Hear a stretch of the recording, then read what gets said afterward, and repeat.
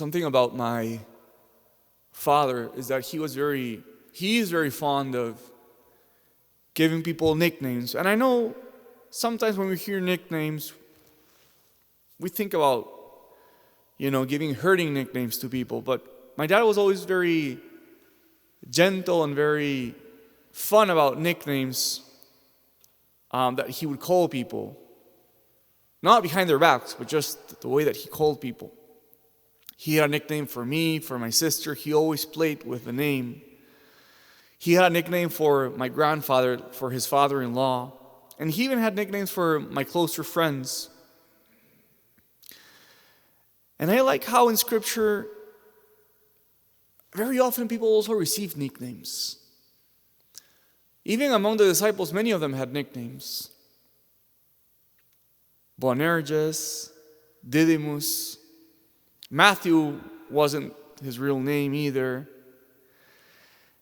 Even the angel gives Mary a nickname. He calls her full of grace. But of my favorite nicknames in Scripture, Barnabas is one of them. His real name was Joseph, but they called him Barnabas because he was son of consolation. And today Barnabas owns up his nickname. The Scripture says that Barnabas was sent to Antioch because in Antioch they were preaching to the Greeks for the first time, and they wanted to be sure that everything was going okay. And Barnabas, when he shows up, he's impressed by what he finds. And look what it says about Barnabas. He rejoiced and encouraged them all to remain faithful to the Lord in firmness of heart.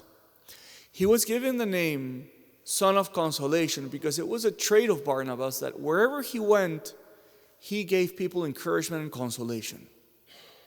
He lifted up people. He challenged people. He helped those who were struggling. What a beautiful nickname, Son of Consolation. What a great deed to be someone that wherever you go, you give words of encouragement and affirming people and helping those who are in distress.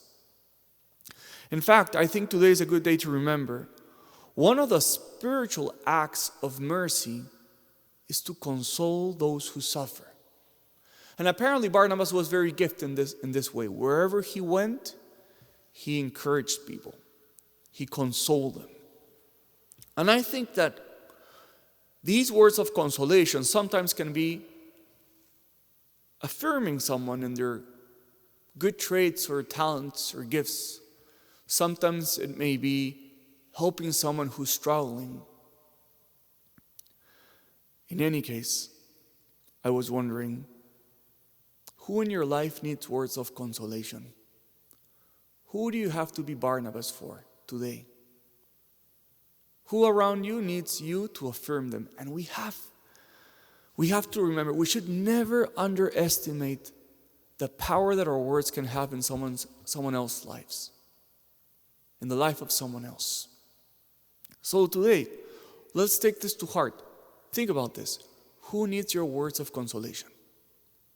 And what if we make the purpose today not to end the day before reaching out to that person who is in need of our words of consolation? Maybe it can be a text message.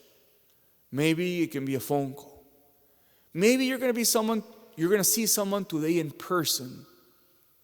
But let's try to be more like Barnabas, that in going to Antioch, encourage them all to remain faithful to the Lord in firmness of heart.